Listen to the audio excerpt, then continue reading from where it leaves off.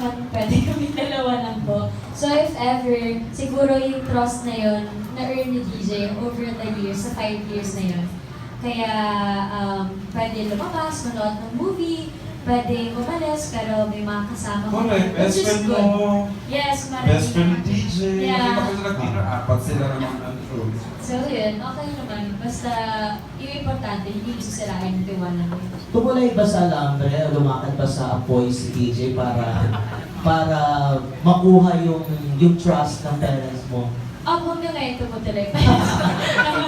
Ano Hindi yung mga naman ginawa ni siya DJ para at least ano yung approval ng mami Ako mo? tagal-tagal yan na. I mean, ilang years bago niya na po.